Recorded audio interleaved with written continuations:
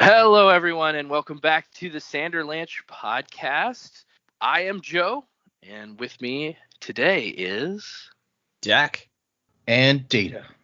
That's right, no Jamie again this week, so, listeners that want Jamie, tune out. She's not going to be here. No, please stick around. We're talking about Elantris, chapters 10 and 11, wherein Raoden, he's building a team for a grander purpose, not just a gang. So that's exciting news. We get a little bit of background on Galladon, although we don't know how true that is. And Raoden does finally reveal who he is to Galladon. Then in chapter 11, we get a meeting of the minds, the nobility that's opposing Iadon. Sarene makes her debut amongst those men and comes up with a ingenious plan to try to bring power back into the hands of the people. So hold on to something, everybody. The Sanderlanche is about to begin. Feed the fire, set me free in this city of dreams. Push my mind into overload. Hack the wires, smash the gene in this city of dreams. We'll be immortal in the code. Mind into overload. So yeah, I think it's kind of funny because we've made fun of so many times the fact that it's like, and with me is the same people who are always here. But now it'll be like more interesting every episode. You're like, is it going to be Jamie? Is it going to be Dak? Is it going to be Jamie and Dak? What's going to happen? Yeah, because there probably will be times where it's like, all right, it's my turn to take the child. You can jump on this one, and then we'll figure it from there. But yeah, like don't worry, listeners. Jamie is coming back. We're just still figuring out, living with the child. We'll get there. The child. I was going to say not the child from the Mandalorian. Yeah. That's a different one. Not spoiler alert. Grogu. Not Grogu. No, but not gonna lie, I do squee over this baby like people squee over that one. So. Oh yeah, you need to get a little Grogu hat. That's always good. Well, I'm gonna really date today's episode. Today is Australian Father's Day, so. Oh, look at you, first time. Yeah, like that's awesome. I've only been at this for a few weeks, and I'm already in. Woo! That's awesome. Yeah. Okay, sorry. So yeah, Jamie will come back. We're not hiding her, or we didn't kick her out. She'll be here. It's it's just we're in flux, as we said last week. So, and like I said, it'll just make things more interesting. At the beginning of every episode, it's going to be a mystery as to who's going to show up. So, by the way, Flux is a game that I like to play.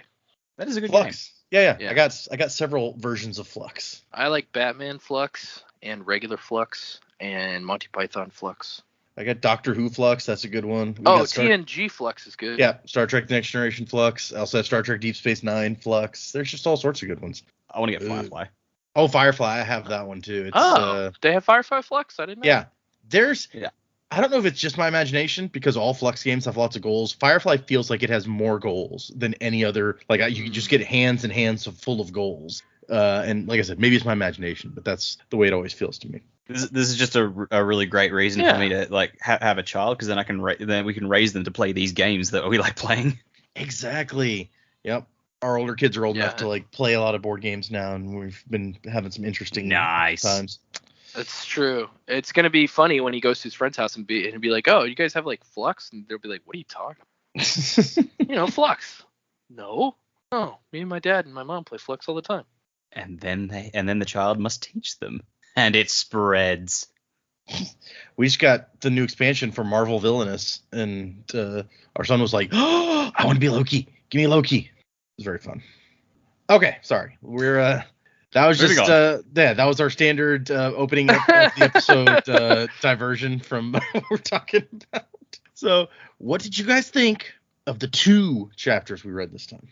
So, a lot. I feel like they were longer chapters, but not a whole lot like happened. A lot of dialogue, which is not bad. Raoden continuing to kind of do his thing, pretty interesting. My concern is there seem to be running a lot, and I, from what I understand, like they don't get their stamina back. So if they continue to run all the time, I feel like that's not good for them. Like they're going to wear out really fast. Maybe. But I don't know. Maybe it's not as dire a thing as what I'm thinking. But I just feel like they run a lot in this book. It seems like in Elantris. So that was a little concerning for me, especially because he's like, Galladon, you go run. But I'm not gonna run. yeah, but I like that he's building his team. He's building a structure, and then you get the sense that he's wanting. It's not just that he's building another gang. It's like, no, he's pro Elantris. He's like, no, I want to make Elantris better, not just like have a rival gang vying for power. Like, I'm in this to make it better for everybody. In it to win it. Right, exactly. And so that was cool. I like that Raoden finds out who Raoden is finally. I also like that we got a little bit of a view to one of the gang leaders who Raoden does recognize and knows that he's not actually a noble. That was cool. And then also probably the most intriguing part was Raoden's point. It's like, where are the children? And Raoden kind of shrugs it off and be like, well, I mean, it's hard for people to survive in here. Children probably the same. And that got me thinking, no, there's something else going on. Somebody is taking the children, like, for something in Elantris. I don't know what it is. Sinister. Yeah, I don't know what it is, but there's a reason we're not seeing children. Because, like, yeah, some children wouldn't be, some children would be too young to survive on their own, but there's some children that would probably become part of, like, their own little children's street gang if they were really out and about. I feel like they would band together in some way and, like, okay, we're against the adults or whatever, but that's obviously not happening. So there's something going on with the children. Somebody's collecting them for whatever reason. I don't know what. I like this idea that there'd be like a kids gang. We're gonna, like, Lord of the Flies it. Oh yeah, I mean 100%. Why wouldn't there be? I was going like Oliver Twist zombie edition. Yeah, exactly. Yeah, Oliver Twist and zombies at the same time, sure. So yeah, that definitely stuck out to me. The Sarene stuff was cool. The only comment I would have negative about it is, like, Sarene just, like, and of course we don't know that much about her yet, but she just comes up with this plan.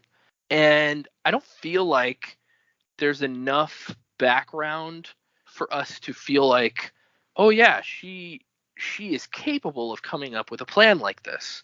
I did like her banter, her witty banter back and forth with the nobles. And I'm not trying to underestimate her because she's a girl or because of her character. But at the same time, I'm just like, okay, where did she get this idea? Like, this just came to her. I feel like there needs to be more background on, like, where this idea came from for them to let people work. And I mean, that may be something that we just don't know about her yet. Like, culturally, she's seen the histories of how people have lived under serfdom and how people have lived under, kind of a land share type of system. But at the same time, I know she's educated, but it's like, okay, well, I don't know about this.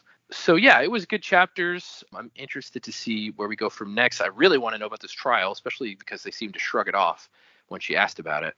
So it seems kind of a weird word to use for whatever she's having to do. So I'm interested to know more about that too. But yeah, that's what I think so far. Trial sounds intimidating. I feel like. Yeah, it's like Worf walking through a line with, like, people with paint yeah, sticks. That's exactly what I was gonna say. It's like a Star Trek thing where you're gonna come up and there's gonna be like a guardian you have to fight or something. I don't know. Yeah, you got to get your bat left, and then you got to get hit with paint sticks. Terrifying. Yeah, like, these are good. I agree. I think it's like, yeah, Sarene's coming up with plans very quickly, but, like, I feel like Raoden's doing the same thing. It seems like the two of them are just, like, they're coming up with shit on the fly that seems to be, like, it seems to be routinely be panning out for them. I'm just like, you guys have got to be headed for a fall, surely, because this just seems, I don't want to say easy, but, like, they're coming up with these things that are working out well, and it's all happening very quickly. I'm like, okay, we'll see how that goes. Yeah, cool chapters. Like, Raoden's chapter had probably the most heartbreaking part of the book so far when he recognizes his old Seon, who is just brain dead, I guess. Oh, yeah.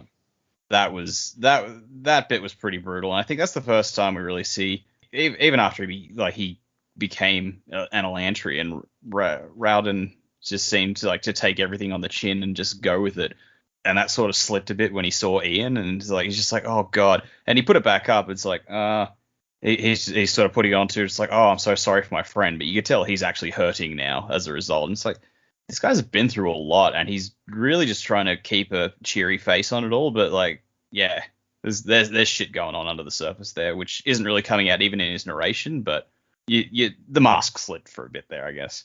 But yeah, like, So it was all pretty good, but yeah, like we said, Sarene's chapter was really just a lot of talking. It was interesting to see the nobles. I did think, because I remember I predicted last time that one of the people at Hrathen's meeting would be one of the people at this meeting, and I thought I had him. It's like, oh yeah, there's this guy here. No, that's Edan. The other one was Idan. God damn it. Crazy names.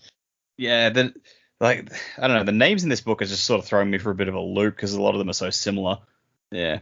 I don't know. Yeah, they're so similar and unusual that it's like, even when they're not similar, it's like, I don't remember which one of these weird things is which one. Yeah. Yeah. Which, like, normally I don't really have an issue with, because, I mean, A Song of Ice and Fire, there's so many characters who are named after other characters or just happen to have the same name. And it's like, by rights, they should also be just as difficult. For some reason, I have no problem sifting through those, but here it's getting to me. I don't know if it's just because, like, we're getting them all much closer together in the story or what, but I don't know. But yeah, getting there. I did like was it the second most powerful man of the state is one of the people they're conspiring with. Yeah. Royal. Yeah. Like he seemed pretty cool. Most of the people that we met at this meeting, it's like, all right, you all seem pretty good, except for Royal's, rival who has to just be contrary to him. Like he annoyed me, smug prick. His frenemy or whatever. Yeah. Yeah. It's like, really? You're just going to keep going on about this? Okay, whatever. But yeah, on the whole, it's like, I've just got to see where these goes. Like Joe, I think the trial is the biggest thing to come out of Sarene's chapter. I'm just like, these guys were all dancing around that. And she acknowledged that. She's just like, yeah, you've all just like told me what it is without actually telling me a damn thing. So that's gonna be pretty rough whenever that comes. But yeah, we'll see how this goes. There's a lot of scene setting. Right. Another thing I forgot to mention is, like, oh god, there's more balls in this one. Didn't we get enough balls in the fucking Mistborn series? Like, we're gonna go to more that parties. kind of ball. Sorry, in my head, I was thinking about like the seance, testicles, other balls of light. No, and I was like, we didn't get any new seance. What are you talking balls? Yeah, like parties and shit. It's just like, elders speak of a ball like you. He bounced 3 meters in the air. Then he bounced 4 meters in the air. Then he bounced 8 meters in the air. No, my it's weirder people than that. tell the same story. It's like he bounced like high and then low or something. I forget what the elders tell of a young ball, much like he bounced 3 meters in the air. Then he bounced 1.8 meters in the air. Then he bounced 4 meters in the air. Do I make myself clear? Say what? My people tell the same story. Oh, Henry, sure. Yeah, okay. So I agree that aside from the names just being unusual, because we talked about Elantris and him doing like just going all in on the weird fantasy names, we're kind of still in the parts of the book where it's like we're introducing a bunch of new people in this one chapter. Like we met like 5 new people at that party who are theoretically super important and that you need to remember all of. And it's just like, oh, geez, you're just throwing a whole lot of these at me at one time, dude. Yeah. I mean, I thought I was doing well. It's like, oh, Royal. They mentioned him before. I've heard that one before. The others, I'm just like, all right, who the fuck are you guys? But yeah, see, you remembered that Royal was, it was Royal and Tellery that they talked about last time as the 2 like next in line for king, basically. Which, I mean, bodes well if the next in line is one of their allies. Right. Yeah. Okay, I guess let's get into these chapters. So we start out Raoden's chapter with Galadon being like, I don't think this is a good idea, dude. And Raoden's like, shh, shut up. And so now the other gangs, after what he did recruiting Marishi, the guy, the jewel maker from last time, they're like expecting some trouble. Like, this guy's trying to start a new gang, and we're not going to let this pass. And straight off the mark, I'm just like, the other gangs have heard. Like, is there a gossip chain among the zombies? Well, no, but they're all like, they all have people there watching because depending on which way the person turns, a different gang gets them. So they all have to have somebody there at all times. To watch out. So obviously everybody saw him make a fool of Sheor's men, so. And run off with the prize. I think Galadon talks about it in this chapter as well. He's like, yeah, no, I do. There is sort of like an underground informant network or something. Like there are people who talk to each other in Elantris. It's not just like you're either part of the gang or you're on your own. Like there are people who talk to each other and spread news. Galadon's just like, what? I'm a friendly dude. I talk to people. What do you want? Yeah, if I hadn't talked to you, I'd still be sitting comfortably on a staircase. I wouldn't be wearing my books on my feet. But Galadon's just like, dude, what are we gonna do? Like, they're gonna be waiting for us. And Raoden's like, oh yeah, they're definitely gonna be waiting for us. And Galadon's like, I'm not really so bored with death that I want to give up what I have in favor of an existence of pure pain. And Raoden's like, dude, you someday. You gotta stop being so pessimistic. And Galadon is offended by this. Like, pessimism? Me? Duelists are the most lighthearted, easygoing people in Opalon. We look at each day with, Zule, don't you dare leave when I'm defending myself. Just making with the comedy, that Galadon. Agree with me when I'm talking here. And today, 3 new people get shoved into Elantris all at once. And Raoden's like, oh, we cannot miss this opportunity. This is exactly, like, this is perfect. And this is one of those things where it's like a reasonable person would have already explained the plan to Galadon, but for dramatic purposes and so that it can be funny for us, Raoden's like refused to tell him anything until we're right at the point where the plan is happening.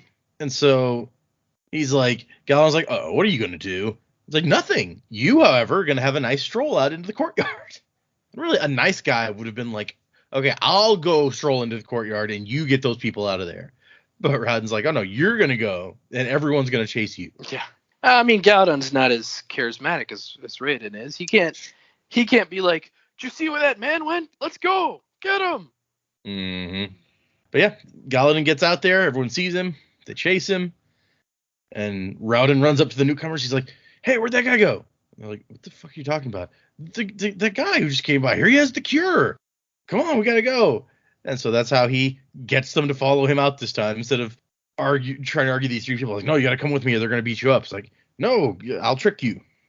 And then we just cut to, hey, he was successful and he's interviewing his new recruits. He's got a housewife. And her name is Mare with an extra A. I'm like, hang on a minute. Yeah, it is. I didn't even make that connection because I'm trying to think in like Elantris speak, where it's probably like Mary. Yeah, I bet it's Mary. Yeah, it's a fucked up way to spell Mary. But So yeah, that's a good point. The new, like, the weird spellings people make of their names when they give them to children these days. Yep. Maybe Brandon just likes the name Mare. It's gonna pop up all over the place. It's like in the Dresden Files when Jim Butcher's named like 3 different characters Margaret. Well, there's at least a familial connection there. With 2 of them, yeah. It's like, I don't have any special skills, and he's like, well, if you're like most of the housewives that I know, you probably can do everything basically. And the next guy is a workman. He built things on a plantation. And Raoden's like, oh, hey, that's gonna be useful, okay. And last dude, he's like, wait a second, I want to know why I should even listen to anything you say. This is the only guy with any brains in this whole crowd. He's like, I may be a Lantrian, but that doesn't mean, like, I may be dead now or whatever, but I'm just going to walk in here and do whatever you tell me to immediately. Who the hell are you? And instead of trying to explain it, Raoden's like, okay, well, here, Marishi will explain to you. And apparently our artist friend has a very, very dramatic way of telling stories. So he regales the newcomers with his harrowing escape where Raoden saved his life from certain deaths or whatever. Being chased by 2 men with a flamethrower claiming I was a possum. And then all of a sudden, this man came here. He saved me. He is the spirit. You should have heard those 2 men complaining when I was saved. They're really irritated, and the older one just kept yelling at the younger one like it was his fault. Yeah. But it turns out that this guy is a soldier of Count Eondel, who we meet in the next chapter. Or was. I guess he's dead now, so. And like Raoden makes the point again, it's like we don't really have many good soldiers, so if you're one of this guy's soldiers, that makes you pretty much top shelf as far as this country is concerned. And we find out that Eondel amassed his personal fortune by hiring out his private army to the crown. So that's why he's so rich, is that the kingdom has to keep paying him for their security. And the dude's like, oh, well, if you like Eondel, then you must be a good dude. I pledge my sword to you. And he's like, well, you don't really have a sword right now, but appreciate it.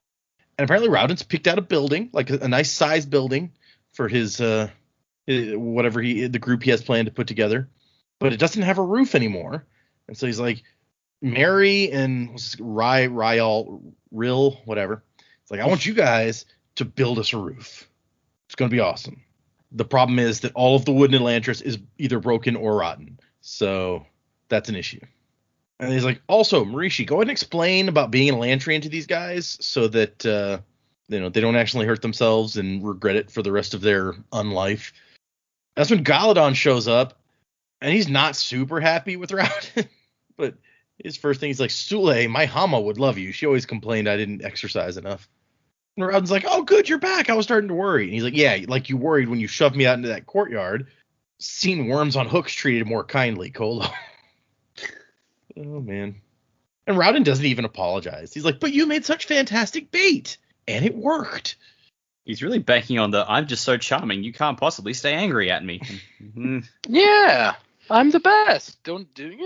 Everything's cool. Look, it worked out, didn't it? You're here. You're here, we got 3 more dudes, we're good.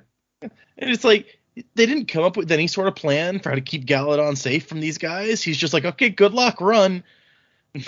Fortunately, Galadon was thinking on his feet here. He's like, I went into a building with a collapsed staircase, threw some rocks on the roof, so they thought we were up there just like the first time, and they're probably still waiting out there for us to come down. And Galadon's like, so you're just gonna tell everyone that they're like the most important job of all, like you told these people over here? Like, I know you just made all of them feel like they're super vital, like Marishi. I know shoes are good, but it's not really a life and death thing. And he's like, well, people do a better job when they think that what they're doing is important. And Galadon's like, you really are trying to start your own gang, aren't you? He's like, no, that's just like the smallest part of this. The city needs a sense of purpose. He's like, but we're dead. What purpose can we have? He's like, see, that's the problem. Everyone's convinced that their life is over just because their heart stopped beating. Yep, this town needs an enema. This town needs a better class of gang leader, and I'm going to give it to him. And so, yeah, he's just like, we're going to, people on the outside can lose hope, too. That's not an Elantrian thing. We just need to give them back something to, like, look towards, to hope for. And Galadon's like, the other gangs are going to get tired of this real quick. I don't know how you think that you're going to succeed here. And then they have a discussion about the building, and Galadon is pretty certain that it's a Karathi church. And Raoden's like, really? And he's like, yeah, it just has that feel to it. And he's like, the Elantrians, they didn't really care that much about people worshiping them, so they were fine with other people building temples here. They're supposed to be like a super giant Karathi church here, built as a sign of friendship to the people of Teod. And he's like, how do you know so much about what Elantris? And he's like, what? Since when is knowing stuff a sin? Maybe you should be asking yourself why you don't know all this stuff. Yeah, you're talking to me like I'm some asshole for knowing stuff. You're the asshole. He's like, you live right here. How do you not know these things? Stop persecuting the educated, man. It's so true. Read a thick book, you dork. Exactly. We're pro thick books on the Sanderlanche. That's our official stance. You live right next door and you didn't know a damn thing about your neighbors? The fuck's wrong with you? He didn't even know that they never fed them. So he really was out of touch. It's like, Mr. I'm going to improve the kingdom. And then it's like, oh, yeah, okay. Whatever. There's this wall over there and my knowledge just stops beyond it. Yeah, cool. Knowledge, whatever. But I like that Raoden doesn't even give this dude a break. He's like, anyway, come on, there's something I want to do. Galen's like, it doesn't involve running, right? Well, only if they spot us. So he has. Can you take Marishi this time? Oh, because Marishi hasn't been here. He doesn't know where to find Andon and point him out. Mm. So yeah, he has Galadon take him to Andon and show him this guy who was supposedly a noble before he claims to have been a baron out in the outside world. Yeah, you glazed over the best part. The dude has a fake mustache. Where the hell did he get a fake mustache? He stopped by the Elantrian costume shop. Yeah, okay, that's a good point. A long drooping mustache that was obviously fake. The hair of children, I'm telling you. Maybe his hair fell out and he just like glued it on there. Ew. Because that's so much worse than the children's hair. But yeah, he's like, it says he has a sizable paunch. He's short, fat, with a big ass fake mustache, and he's sitting on a throne of gold, dealing out like kingly justice or whatever. And Raoden's king's got a king. Raoden's like, so he wasn't a baron. That was a lie, but I do know him. He was one of like the finest sculptors in the city. And like he points out, he's like, I mean, he wasn't of noble blood, but until like 10 years ago, we didn't really have nobles, so none of us is really super noble. Right. So the Bachelor of Fine Arts is the Mad King. Yeah. And he's like, Raoden's like, so he's crazy? Because it says he's blubbering incoherently to his court of rejects. And Galadon's like, we each have to deal with death in our own way. The rumors say that his insanity was a decision. He walked in and was like, well, there's no way I can face this shit and stay sane, so I'm going to go mad.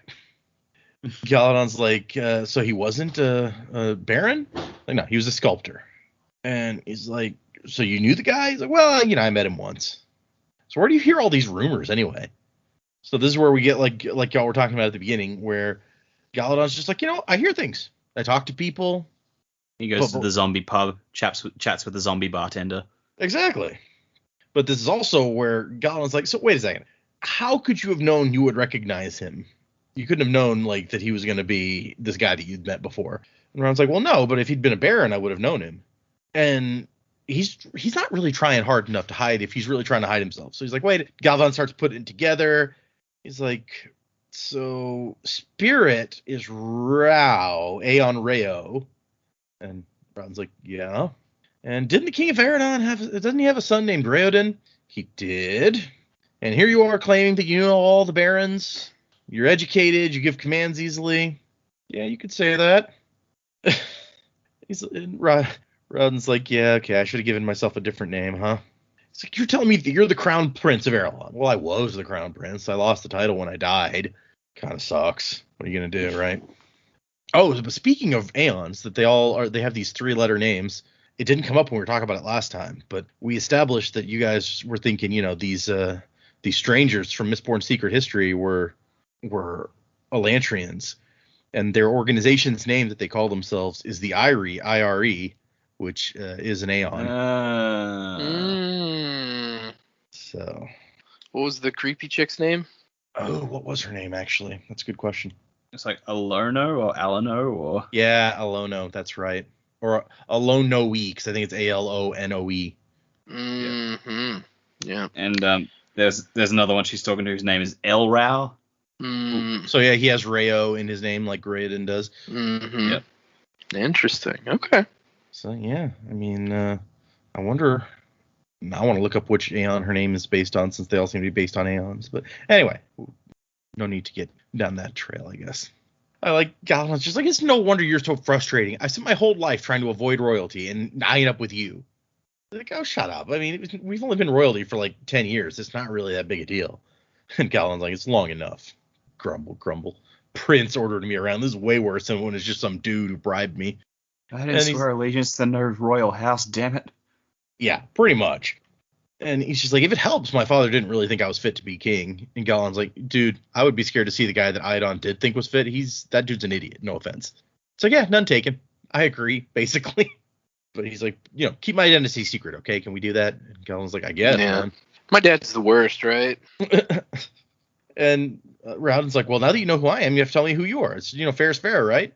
And Galen's like, okay, well, I was a farmer. And Raoden's like, a farmer. That's it. Well, an orchard keeper, actually. I sold my fields and bought an apple farm because I thought that would be easier because you don't have to replant the trees every. I just like how he's like, I was a lazy farmer, so I bought a orchard instead. It was just great move. Yeah, he's like, I like to read and shit, so better to just have an apple farm, just take care of the trees, read, hang out, make love. I had these 2 guys hunting birds for me. Yeah. But Raoden doesn't buy it. He's like, you seem like too. He says intelligent at first, and then Galen's like, dude, do you know how many like super smart farmers I've known? That's some shit right there. Where you high and mighty types like, oh, farmers are all dumb. He's like, okay, well, no, but you are clearly like educated. It's not just intelligent; it's educated. And he's like, well, whatever, books. I love books, dude. A wise farmer has time to study. I like how Galadon's just like, well, ain't that some shit? I gotta be stupid because I'm a farmer. That's a hateful stereotype. Exactly. Yeah. And then here's where the question comes about where are the children? And he's like, children? Well, I mean, the Shroud strikes randomly, children also, right? And he's like, I've seen babes barely old enough to walk get thrown through those gates. Which ain't that some shit. I can't even imagine you're a parent and your child like gets turned into this thing and you're like, okay, take him. Yeah, take my toddler. Just throw him in there. It's fine. Anyway, he's like, Elantris is a harsh place, man. Children don't last long here. And that's where they run into a Seon, and Raoden realizes who it is. And it really is like such a sad moment here, because it like comes up and kind of he holds out his hand and it kind of floats over and just like bats against him a little bit, and then it's just floating around randomly. Other than that, and he can even see that the Aeon at the center of the Seon looks like weak. He says it glows unevenly. So whatever happened to Raoden, something equally messed up has happened to his Seon, and it hits him a little bit, because it's like this is a friend that he's known forever. It's like Bit in Tron after Clue was killed. I never felt that bad for any of the things in Tron. Those are weird. The programs, I guess. The whole concept where the programs were people just never gelled with me that well. That's fair. I loved it, but I'm just like, yeah, I can understand why it's an acquired taste. I love both those movies. I like them okay. The original's good. I like the original, but the new one I had some issues with. I was just kind of like, Oh, like it's definitely far from flawless, but I don't think it's as bad as most people say it is. No, I'll agree with that. I like a lot of stuff about the second one. I mean, just the special effects being so much better, and that they got Daft Punk to do the music. Just those two things alone get you a long way. Right. It's like any movie with Jeff Bridges cannot be an objectively bad movie. Jeff Bridges is good. I don't know. That's a big leap to make. Have you ever seen the movie Stick It? I have not seen that. No. Yeah, don't see it. Okay. Now I gotta find out if there's a Jeff Bridges movie that I don't like. Oh, that's right. He is in Kingsman: The Golden Circle. That's not a bad movie. He's in R.I.P.D., which is a ridiculous movie. Oh, I'm not a big fan of the 70s Kong movie. He wasn't in that. Yeah, he was. Okay, hold on. We're looking at the 70s. In Kong Skull Island. Oh, he's in King Kong from 1976. Sure enough. Oh, I know what I'm talking about. Come on, Dad. I thought you meant Kong Skull Island. Think he can out movie me? He's in The Last Unicorn. That was the movie that he did right after Tron, apparently. I've never even heard of that. I want to see that, actually. I've heard that's really good. I've read the book. I haven't seen the movie. A movie called Texasville. He's been in a lot of stuff. Like through the 90s, it's like there's not a year where he did just one movie. There's always multiple. Well, as long as we're talking fantasy casting, let's do Jeff Bridges as Keen. I can see that, yeah. Yeah. He might be a little old now. I don't know how old Keen is exactly, but I could totally see it. Well, he's old enough to have adult children, so. Yeah, that's true. Well, no, that's not his kid, is it? That's her kid. That's true. Lucal is his stepson. Yeah, that's right. Oh, I forgot, because they have such a good family dynamic. But like, right. You could, that's not to say you can't have a good family dynamic with step families. I've got one with my step family, so disregard. Moving on. Anyway, Jeff Bridges is in a lot of stuff. He's in the movie Surf's Up. That can't be good. Yeah, yeah, that one. Does anybody want to rescind their Jeff Bridges not in bad movies yet? I never saw K-Pax, but I'm gonna say like it was a bad movie, but he was good in it. So I was about to say he doesn't make the movie bad. That's true. But yeah. Surf's Up. Raoden has his line. He's like, Ian used to be so wise. I never knew a creature, Seon or man, more thoughtful. And Galen's like, oh man, I'm sorry, dude. I didn't realize. And it says that he's had him since he was a young boy who hadn't yet learned that Seons were more valuable as friends than as servants. And he's like, oh man, I thought the shout had been harsh on me, old friend. Because the Seon just kind of loses interest and floats away. See, I don't even care if you zombies recover. I want to see the Seons get better, because this is sad. Yeah, that was heartbreaking. Like, I don't even know this ball of light, but I feel bad for him. Right? I guess the only one we've really met is like Ash or Aish, however you want to say his name. Yeah.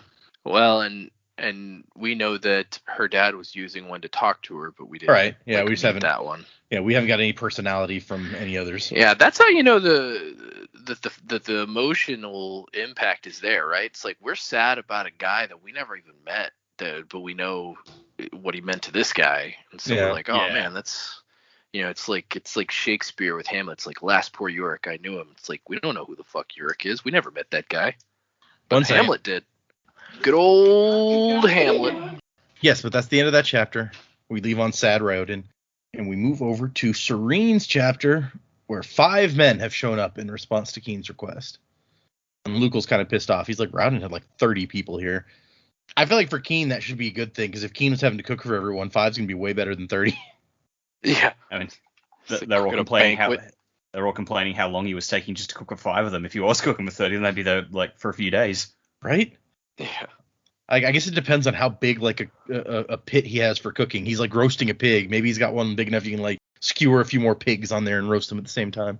Yeah, and it really works in Serene's favor too, because it's like she can win over 5 guys, but like to win over 30 people, that would be kind of difficult. I feel like. Yeah, you can't simply go 1-on-1 with 30 of them. For the most part, Take a number. Yeah. For the most part, she's kind of engaging with only Royal when we get to it, because I guess he's like the most powerful one, so he kind of takes the lead. Well, and we find out more about that later on in the chapter, but So right now she hasn't even appeared to them yet. They're talking about the meal, and it's like they call it the roast ketathum, and I misread that as ketamine and went, wait, what? Yeah, I have why no everyone idea loves what his that cooking. is. He's spiking it. I gotta look up if ketathum is a thing or if it's something specific in here. According to the wiki, ketathum is a roasted Hragish dish made with pork that is a nation that's under the control of the Fjordal Empire. So it only exists in this book. Yep. Okay, well, I know that for A Song of Ice and Fire and Lord of the Rings, they have released cookbooks based on the recipes in those books. Will Sanderson ever come out with Meals of the Cosmere cookbook? It's funny because there was a Reddit topic not long ago where I suggested the same thing. I was like, we need like a Cosmere cookbook. This would be awesome. I mean, probably don't need anything from Mistborn Era 1 because it really just seems like everything, like it's just, ash flavored mush. Yeah. Did they have any like? Is there food that you remember out of that book or those books rather? And didn't she eat like leafy cabbage, like lined? Oh yeah, yeah. they had like the wraps that she Yeah. had when she first showed up. Yeah. Okay. Right. It was like a cabbage wrap, and then I assume they eat like meat. Yeah, Not she had meat. like a wrap filled with grain or something. She like scraped the grain out and ate it and kept the bread for later or whatever. Yeah. Okay. Yeah. Yeah. That was the thing. Cabbage and quinoa. There you go. Yeah. I don't know that I want that wrap. I prefer to have some meat in mine personally, but Yeah. Of the things that you would eat, that's not like you're not rushing out to get the cookbook for that thing, right? So what I would want is that thing, but inside is like pork and cheese or something. Sure. So you're talking like a pulled pork taco. Got it. Yeah, more like I would want like some flour in there too, like a Salvadorian pupusa. Those things are good. Okay. I got you. So, okay. We start to meet the guys, and Sarene hasn't actually come out yet, but Keen's like in the back, like, she see that guy is so-and-so, and that guy is so-and-so. So the first one we get is Eondel, who's a stately man, graying lines of silver hair and a sharp martial uniform. This is the guy that we just heard about, who is rich because he rents out his army to the kingdom. He's like, yeah, he's the only guy I've ever seen other than Raoden who could stand up and oppose the king and actually get away with it, because he has his own personal army, and the king ain't got shit, so he can't really say shit. Next to him is Baron Shuden, who's from Jindo, or his family's from Jindo, but they lived in Arelon for about 100 years, and they basically run the trade routes between this other country and Arelon, so they make their money off of that. And then next to him is Duke Royal, who we heard mention of before. He's like the second richest dude in the kingdom. And Keen says he's probably the wisest as well, but he's been loath to take action against the king because they've been friends since before the Riad, whatever. And she's like, well, so if he's friends with the king, why is he here? He's like, well, he's a good man, and even though they're friends, he understands that Iadon's rule has been horrible for the nations. So, also maybe because he's bored. And she's like, wait, he engages in treasonous conferences because he's bored? He's an old dude. When you've been around that long, you gotta find some interesting stuff to keep you interested. Yeah. Politics is so ingrained in the Duke that he probably can't sleep at night unless he's involved in at least 5 different wild schemes. And he's so fabulously wealthy because the area that he's over includes like the other port city that we heard about. There was a thing before about how K is like the nicest port city that's left, and that's why it was the capital after Elantris fell. But this guy runs the other port city, and he's so rich that the only way Iadon can stay richer than him is by declaring national taxes revenues into his own personal earnings. I also like that it notes that he's an older guy and he's boisterous and mischievous, but also homely and spindly and diminutive. So he's like a thin, not attractive guy, but he sounds fun to me. He's like this old dude who's boisterous and mischievous and stuff. I see like old, homely, spindly. I'm just like, have we got a much more pleasant Mr. Burns here? Excellent. See, when you describe someone as old and like and thin and stuff, I think I'm going for like a Ben Kingsley, maybe. That could work. Although in fairness, Ben Kingsley could be an amazing live action Mr. Burns. Also true. I could totally see that. They don't need to make a live action Simpsons. There's no reason for that. No, they absolutely do not. No, that would be terrible.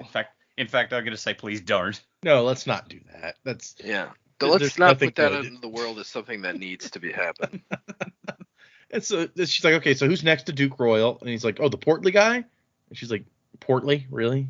This guy's so fat, he's like over the sides of his chair. And he's like, that's how we fat guys describe one another, okay? Yeah, don't judge. And She's she's real like, judgy, this Sarene. but Uncle, you're not fat, you're robust. So this robust gentleman is Count Ahan. And he's like, you wouldn't know it by watching, but he and the Duke are either really good friends or very old enemies. I'm not sure which one. And so they're always trying to get one up on each other. And he regales her with the story of how Raoden convinced them each separately, and they both showed up to the first meeting thinking they were like getting one over on the other, and then were shocked to find out that they were both on the same side. But they keep coming because they both seem to agree, and they like hanging out with each other. Either that or they just want to keep an eye on each other. So whichever way, it helps us. So, and the last guy at the table is a nervous, fidgety, balding fellow, Edon, Baron of Tie Plantation. AKA Wormtail. AKA dude who's going to betray them for sure. Really? You think so? Yeah, he's just got that quality about him. He's just nervous because he's about to lose his title at the next tax period. Fucking bullshit. But it's like Keen is elucidating how like, oh, of all the, I don't trust this guy, but of all the people here, he's probably the one who wants us to succeed the most. Well, because he's if we also, don't overthrow the king, then he's screwed. He's also probably the one the most desperate to cut a deal, though, too, with the king. And also, like, because he does have a similar name to the guy who was at Hrathen's meeting, like Idan. Oh yeah. So if they're related, you know, it could be like they're trying to play both, like the two sides that are both opposing the king and hoping one of them works out. Oh, it's true. Any of these guys could be doing that though. That's true, but it's like the similar names just jumped out at me. But this guy's in trouble financially because first off, he made some rough investments that didn't work out. But also his lands border the chasm, capital C.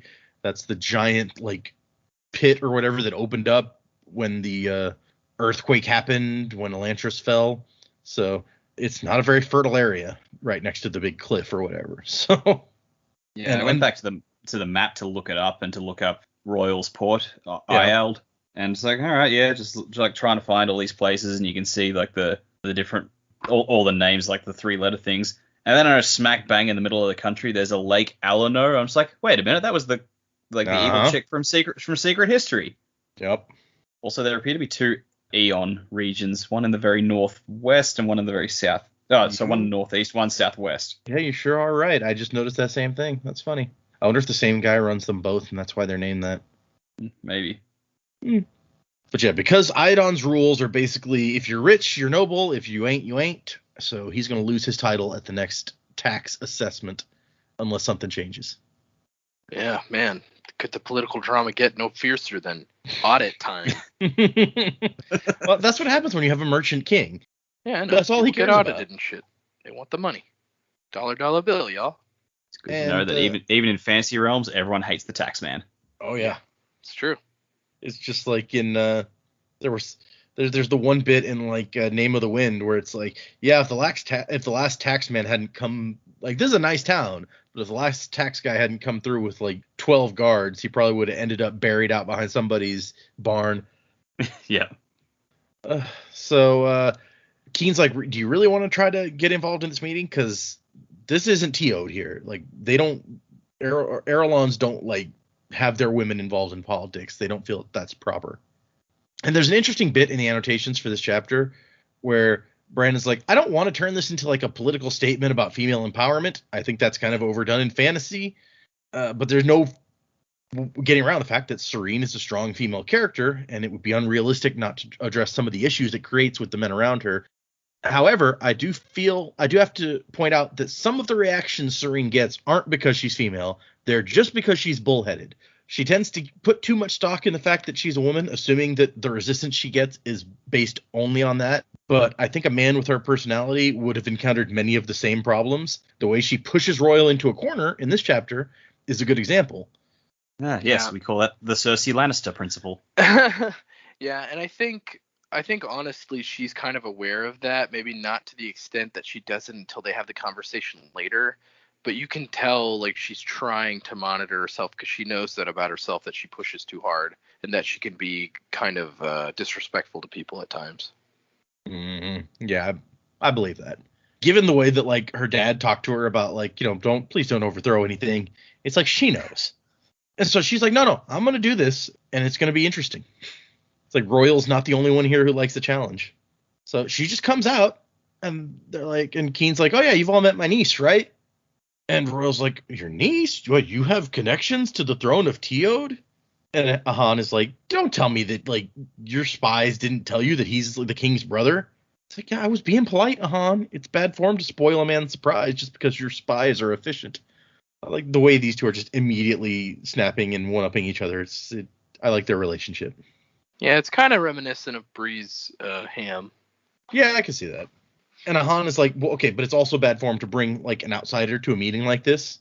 And Serene's just like, well, I would think that you'd welcome some more people since you used to be like 30 and now you're 5. And Royal's like, I knew it. I knew no one could be as stupid as you were pretending to be. And they get into a thing about like whether she should be allowed here, basically.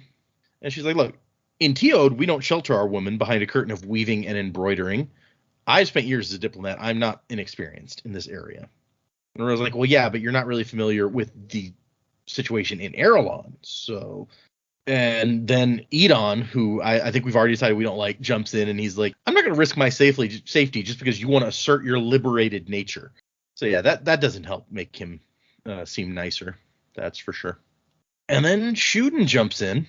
The Jindo, a young Jindo nobleman, it says, and he's like, look, is girl really what you should be calling her? I mean, fine, let her in, don't let her in, but you shouldn't disrespect her title because it's exactly as solid as our titles. So if we ignore one, then we ignore the others. So she's got someone, I don't know if he's quite on her side, but he's polite, I guess. And she kind of, it really is Royal that she's having talk around. He's the one that keeps shooting back like reasons that she shouldn't be here. And she's like, you lost the prince. I can't offer as much protection as him, but maybe some. And he's like, yeah, okay, but that's not much. And she's like, yeah, but not much is better than nothing, right? So, and then she kind of goes off on Raoden some, and it's like, look, you all liked this guy, respected, loved him, and I, who should have loved him best, will never get to meet him, so I want to be involved in his work. Which I don't know how sincere any of that was. And she says it says Royal watched her for a second, and she knew he was measuring her sincerity because he was not a man to be fooled by mock sentiment. I don't know if the result is that she's just good at fooling him or if she was being serious there. Yeah, it's sort of hard to tell. Yeah, I want to say that she was being serious because ever since she's gotten there, she hasn't wanted to admit it to herself as much. We've seen her do it a couple of times. But she obviously loved this guy, even though she never got to meet him face to face. Like and then everything that she's heard about him since she got there has just made her feel even worse because she's like, all of these things that I thought about him, like it sounds like they were true. It sounds like he was really a nice man, like a good man. People loved him and admired him. And so, yeah, like if he was for this, then this is obviously something that I should be involved in as well. Yeah, okay, I buy that. But whichever way it was, the Duke Royal's like, okay, fine, I don't have a problem with her staying. And Shuden's like, yeah, I'm good. And apparently the speech affected Eondel a lot because it says he was nearly in tears, and he's like, I give my assent to the lady. And so Edon is well, okay. Then we get Ahan, who's like, well, if Royal says yes, then I have to say no, just out of principle. But it looks like I'm outvoted happily. Wink. I get tired of looking at the same old crusty faces anyway. So now Edon is the only one left to be like, oh, I vote no, but I guess it's too late for that. No one cares what you think. Apparently. And so then, they sit down, they eat. Everyone's like, Keen, that's such awesome food. You're great. We spend a long time talking about how good the food is, and Keen's like, oh no, it's nothing, guys. Really, I keep the praise coming. No, good, yeah. Stop, please, but don't stop. The pork is so good. The yumminess, it was so roasted to perfection. Thank you, Master Keen. You're the best. I want to have your babies, Master Keen. You're amazing. That's when the trial comes up, because they're like, well, Keen, yeah, you're just a simple cook, right? Who's the brother of a king, and whose niece is the daughter of 2 kings, and whose wife is a ranked noblewoman in our own court. He's like, I can't help being related to important people. Merciful Domi gives us each different trials. And they're like, speaking of trials, what are you going to do for your trial? And she's like, say what? So you're. And really, I feel like this was an asshole move on her family's part. It's like, you guys couldn't tell her about this? Like, Yeah. Right? I know you didn't want her to go through it sounds like, but come on, she looks like an asshole just being like, what are you talking about? And also, Iodon is going to force her to do whatever this is, if nothing else, to try and get rid of her. Maybe, yeah. But it's just, apparently when an Arelon noblewoman is widowed, they're expected to perform a trial. And she's like, so, like what? And she's thinking she doesn't like to have duty. She doesn't like to have stuff that she's supposed to do that she's not doing. That bothers her. And they're like, oh, no, it's fine. I mean, no one really expects you to take much interest in it. It's just a stupid old tradition anyway. And I like, who is it who said, Ahan is like, I don't like the custom. I don't think that we should encourage the people to look forward to our deaths. It doesn't bode well for an aristocrat's popularity to be at its greatest just after he dies. So it sounds like whatever it is, it's going to be something the people will like. What do the common people love better than a gladiator show, right? So that's got to be what it is. Death by softball. So because it sounds like all the aristocrats are men. So basically you're saying every widow woman has to go into a gladiator arena and fight? That's just kind of messed up.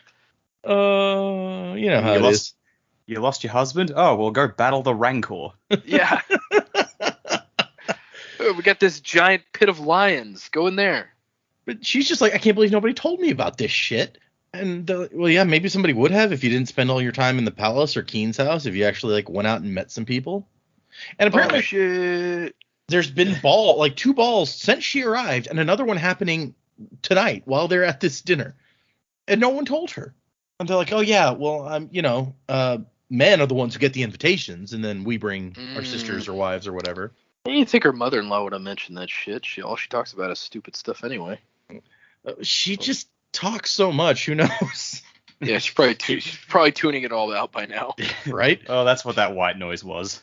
Oh yeah, my mother-in-law did say something about that. I just didn't care.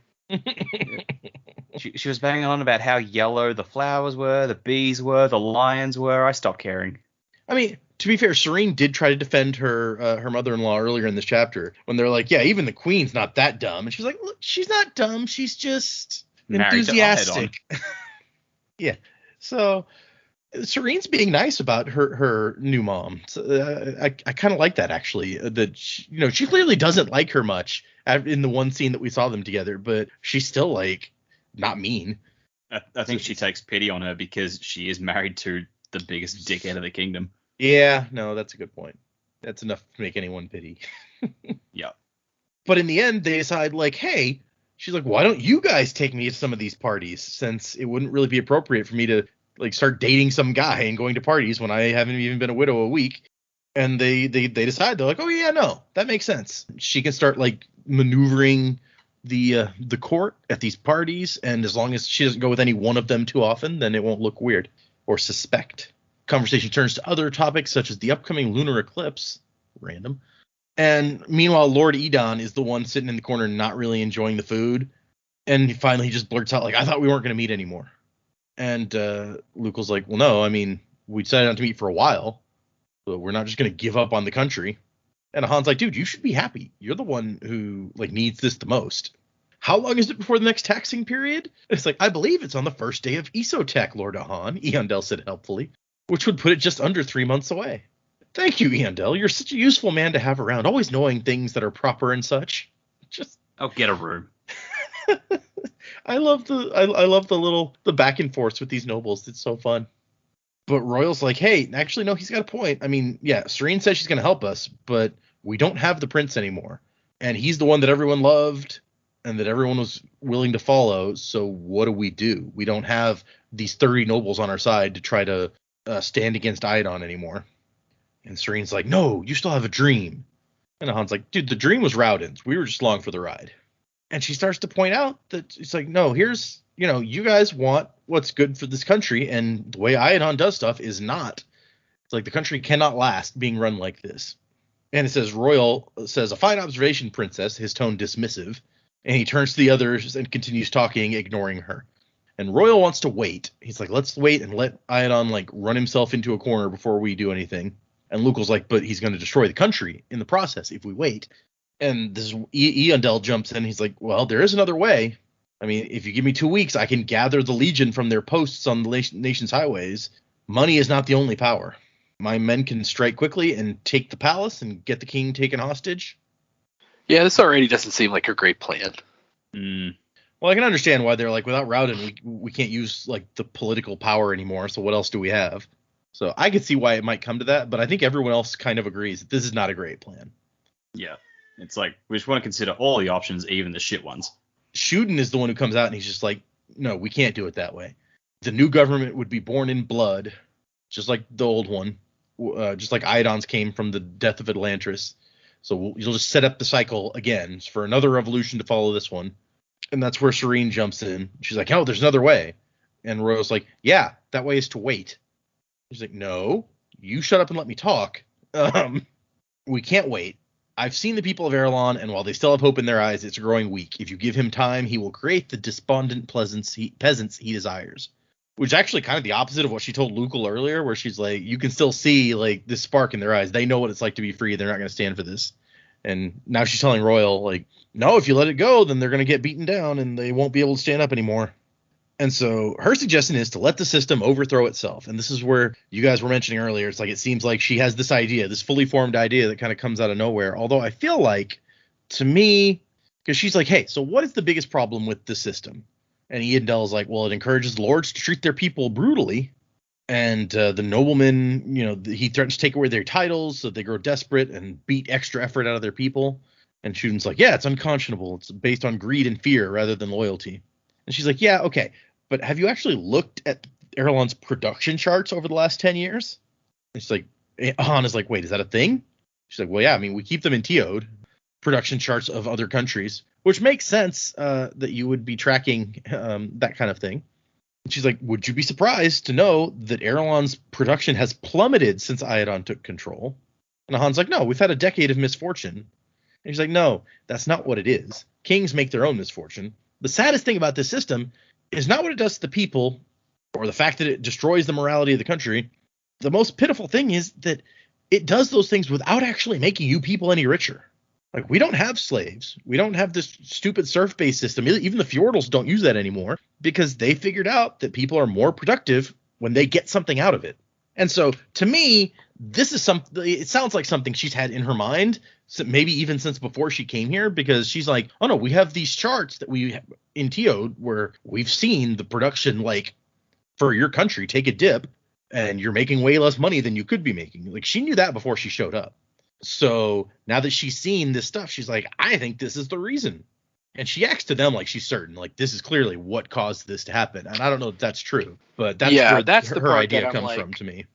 Right. And I know she has to be confident, but that's the part where I'm just like, I mean, you're saying a lot of things, but do you really know that that's what's going on?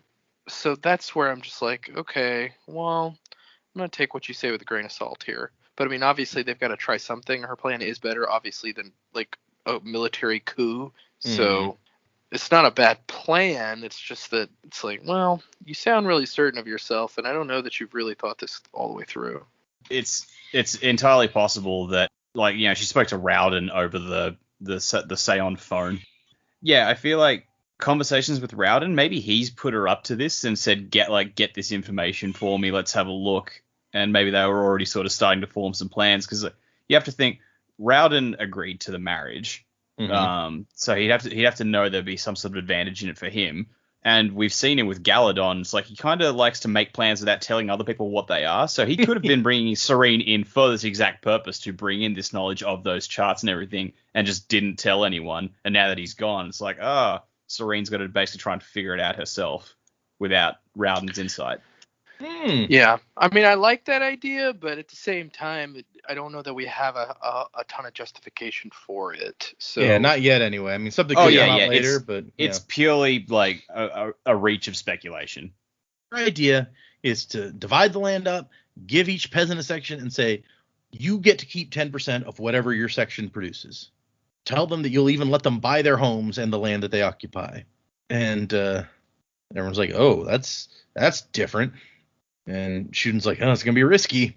Although I don't know how much of Shuden's money even comes from his land, since apparently he gets money off of regulating trade routes. So I don't know how risky it is for him personally. But I guess we'll see. But she's like, look, is it really any riskier than the one other plan you've come up with, which is having the army come in and take the castle or the palace? If my plan doesn't work, then you lose some money. If his plan doesn't work, you lose your heads. And Iandel agrees real quick. And she's like, she feels like she can tell he's the one who suggested this plan, and he's a soldier, but he didn't want to attack people either, if there was a way around it.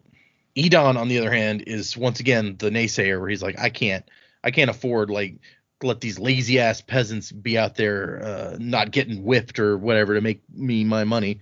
I'll lose my title if my potatoes don't get planted and weeded and harvested.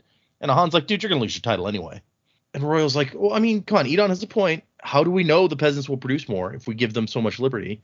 And Edon's like, yeah, I've found the Arelene peasantry to be lazy, unproductive lot. And she's like, no, they're not lazy. They're pissed off. Like, they have no reason to want to work hard for you. When 10 years ago, they were all free and could do whatever they wanted. And now you've got them like practically slaves. Would that make you want to work harder? And Royal's like, okay, I mean, you got some good points, but you don't really have any evidence. I mean, you say that these charts say this, but you can't really it's like apples to oranges comparing now to then before the Raoden, because the Elantrians produced food and gave it away for free back then. So you can't like compare production in the same way. She's like, fine, then give me the evidence. Do this thing for a few months and create the proof that you're asking for. He's like, okay, I'll consider it. And she's like, no, you won't consider it. You're going to make a decision, damn it. Don't tell me you don't feel guilty for what you've done to this country. She like puts him on the spot, like spotlight on this old dude. I did not come here to see my people's fate discussed in a committee. Now Sarene is Amidala. That's an interesting. Yeah. Let my people go. So it's Raoden and Anakin. Yeah. Raoden's like, from my perspective, the Jedi are evil. From my perspective, the non-Elantrians are evil. Yeah, exactly. That would make sense, actually. The non-Elantrians are assholes to them, so. Yeah, it's true. But Shuden, like, while Royal is on the spot, Shuden is like, you know what? I'll do it. And the acceptance of this other guy gives Royal the chance to agree without losing face. So he's like, okay, if Lord Shuden says that the plan is smart, then I guess I'll follow with that. And Edon comes aboard as well. He's like, I guess I really don't have a choice, so okay. And then Ahan is the last one. He's like, oh my, what shall I do? And Serene's like, well, Lord Royal agreed only grudgingly, so don't tell me you're going to do the same as him. Ahan's like, what a delightful girl you are. Well, I guess I have to accept wholeheartedly then and say that I always knew she was right all along. Now where's dessert?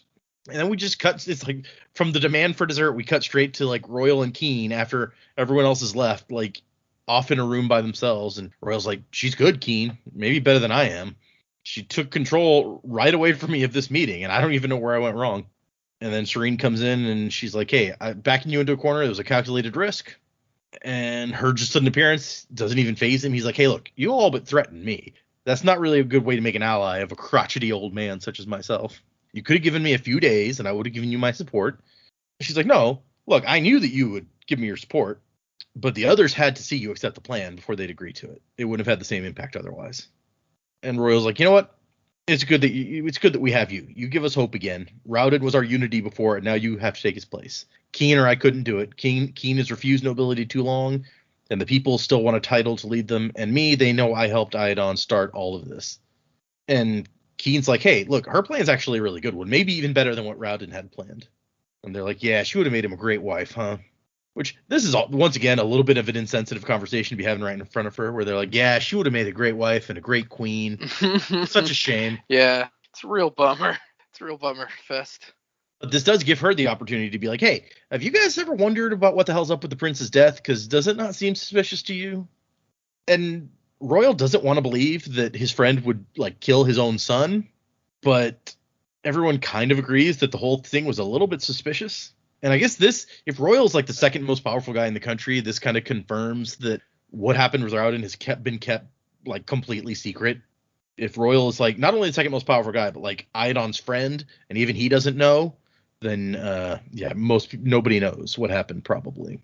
And so they want to find proof if Iadon really did do something to his own son. But Sarene's the only one with free access to the palace, so she's gonna have to poke around. And Royal's like, is it possible maybe he's not dead?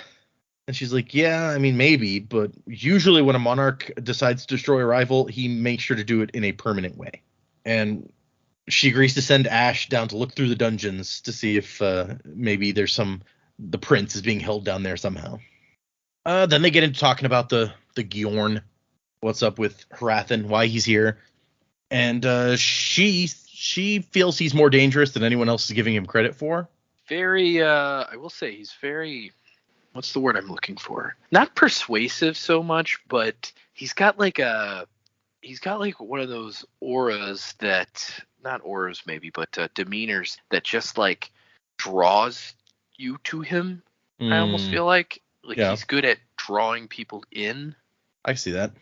He's charismatic. He's got charisma. He's got charisma. He's got a charisma score of 20 or something. Yeah, exactly. He's got proficiency in charisma. Yeah. We also find out that Royal's like, this country's not going to last much longer, like a few months, maybe half a year. And she's like, wait, I thought you wanted to wait. Like you said that to everyone else that you wanted to just wait a while and like let stuff happen. And he's like, yeah, I said that. I convinced myself that I couldn't really use their aid, so I wanted to kind of get rid of them, and then Keen and I would decide what to do. I fear our plans may have centered around more dangerous methods. So I want to know what his plan was now. Like, he didn't want to do the thing where the army comes in. So what exactly did he have in mind? He's going to poison the king? Exactly. Yeah, there's something. Yeah.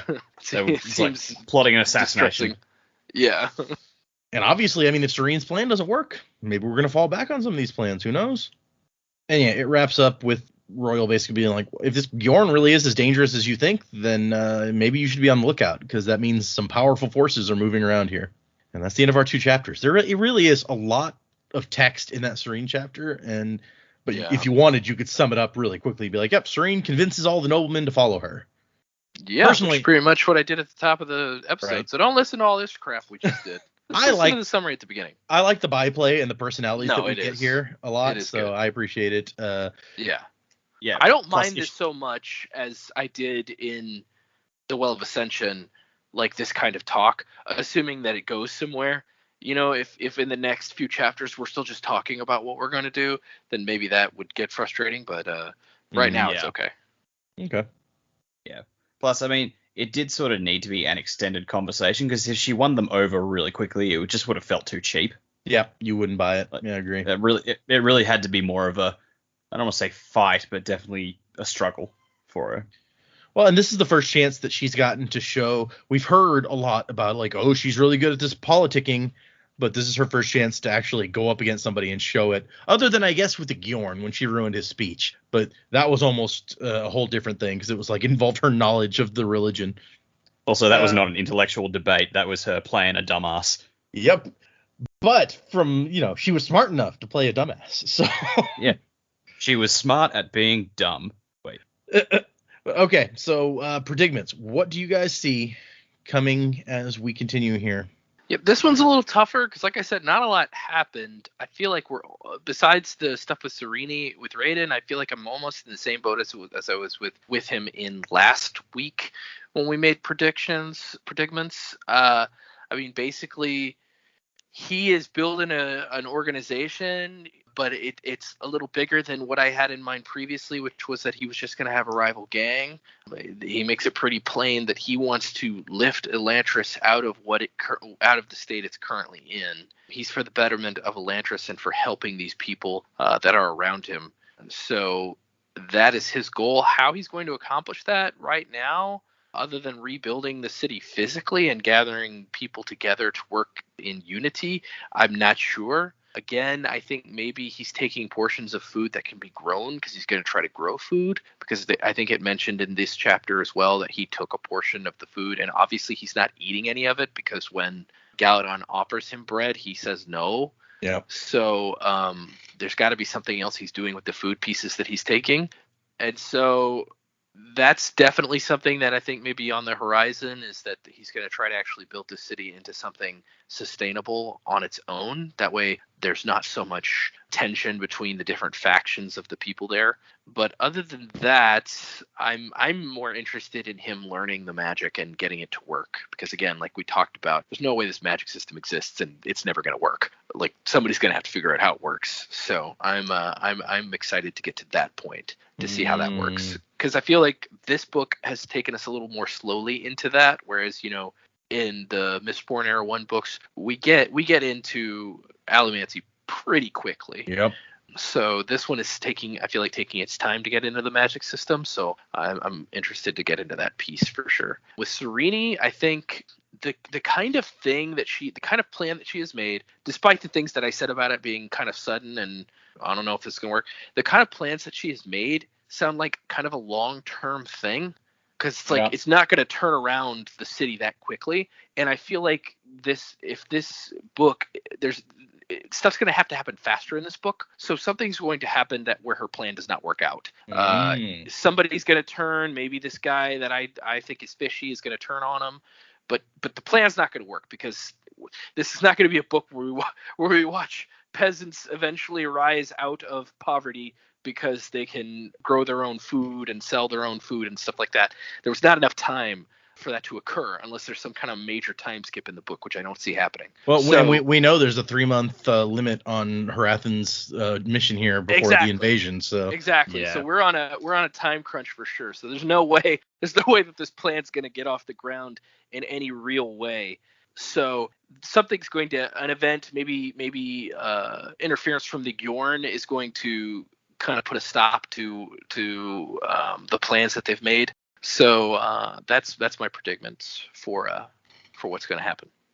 You know what? You made an interesting point that I glossed over when we got to that part. Galadon totally got like a whole loaf of bread this chapter, where this is the guy who traded 30 days of like help for one piece of jerky or something early on. Mm-hmm. He should be really grateful. He's getting food way more than he's probably had recently.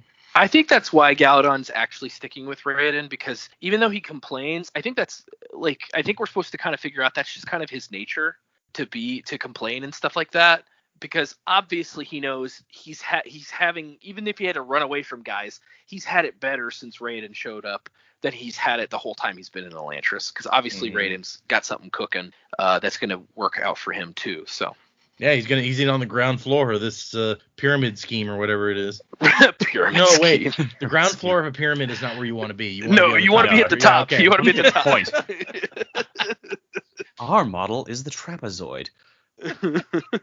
So yeah, I think Galadon's got it better off than he was before Raoden showed up, for sure. Is it more exciting and different than what he had been experiencing? Sure. Is it probably more dangerous? Of course. But is he getting more benefits out of it? I think absolutely. So sure. Yeah, that makes sense. Yeah, I think it's also just a demonstration of Raoden's personality, because we see it with this meeting and all these people who are just willing to follow him. He's just he just seems to be one of those people who, those really annoying people who you just can't hate, because like they do all this stuff and it doesn't matter how crazy it seems, like they're just so charismatic and likable to the people around that people want to help them. Like, so I think, and I think that might be, like Raoden came into Elantris and he's just working the same magic on these people now. I mean, look at now Marishi or Maresh, however you want to pronounce it. Now that guy is just like, this man is our new god. Yep. Yeah, I think all three of the characters that we're following the perspective of are very charismatic in different ways, but I think each of them has a lot of charisma. Like Raoden is charismatic in a very kind of vague, almost not ethereal, but you know what I mean, like just kind of in a way where he just comes up with stuff, but he's like, oh, it's all gonna work out, man, don't worry about it. So he's Kelsier. Yeah, that's what I was about to say. Kelsier is the closest approximation in Sanderson's work to how I feel Raoden's personality is. He obviously, of course, we don't know him that well yet, but Raoden may not be as brutal as Kelsier is, but I feel like he's Raoden's definitely more of a charismatic positive person than exactly. Kelsier. Yeah, more of a positive person for sure. And then, Sarene's more bullheaded, obviously, but she's also more charismatic in that she's very educated and knowledgeable. So, like, she will make you see her perspective as being the best perspective to see. At least that's what we've experienced so far. Like, her ideas are better than your ideas, and the people that are educated enough to understand what she's saying are going to acknowledge that. And then the Gjorn is has the zealot charisma. It's just like, no, but then also he does like the shady backdoor deals too. You scratch my back, I'm gonna scratch yours, all in the name of our god. J-Death. Yay, J-Death. Yeah, so one is positivity, one is logic, and one is fanaticism. Interesting trio, interesting triad that we got here. It's like that's a bit different from the Triforces. Yeah. Yeah, not courage, power, wisdom here. Well, maybe Raoden's courage and Sarene could be wisdom, sure. Yeah. Yeah, Gjorn could be power. I guess you can, let's take it back. It's perfect. It is. Yeah, it is that. Any other predicament stack? You got anything?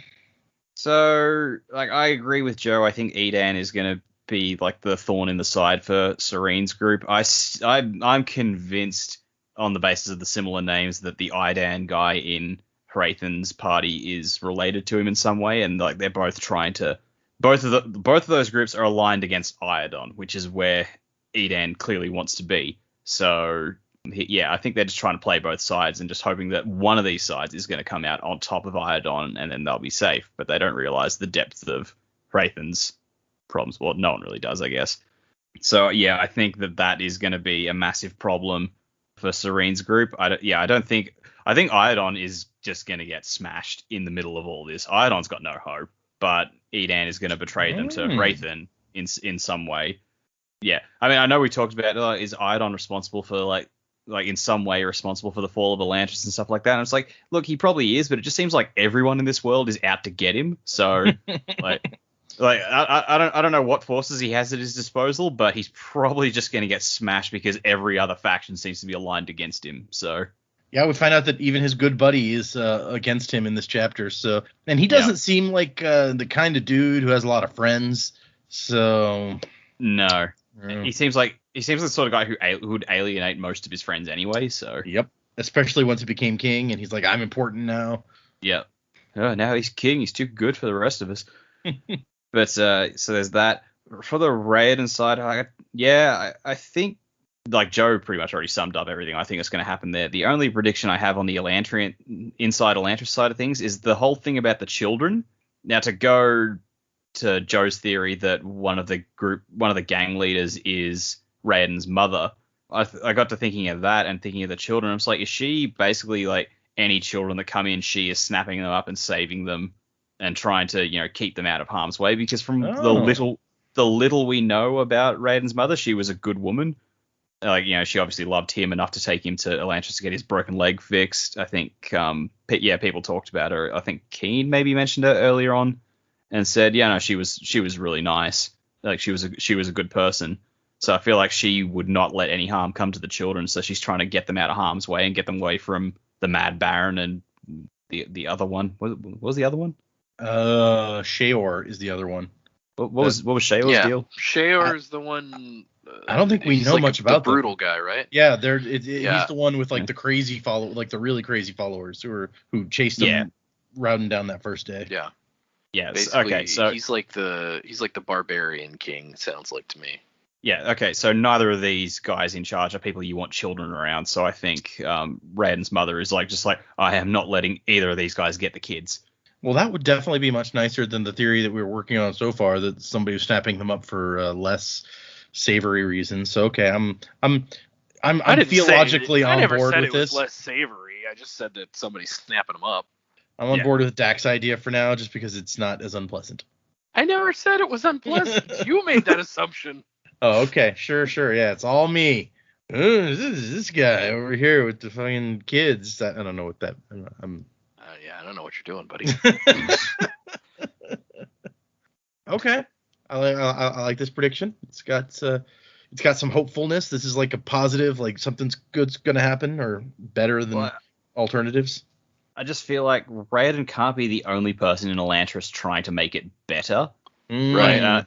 I don't think the other two leaders really have any hope from what little we know of them of, trying to improve things. They just seem like absolute nutcases. But if we're right, if Joe's right and Raven's mother is the other one, it's like, all right, maybe she's got her faculties in place. She's got her head screwed on. So, yeah, maybe there's the token good gang. Maybe somebody somewhere gives a shit. That'd be good. Yeah. Yeah.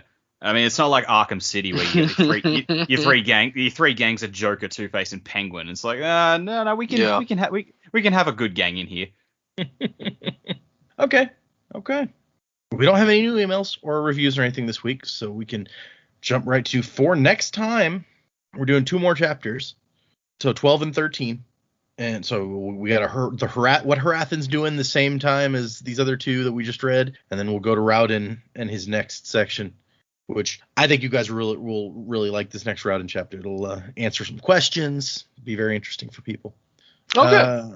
Excellent. Yeah. So if anyone's reading along, that is for next week, chapters 12 and 13. Join us for those. If you would like to send us some emails, the address is thesanderlanche@gmail.com. You can find us on Facebook and Instagram and all those kind of places. As long as nobody else is emailing about dinosaur erotica, I'm good. So yeah, come back next time.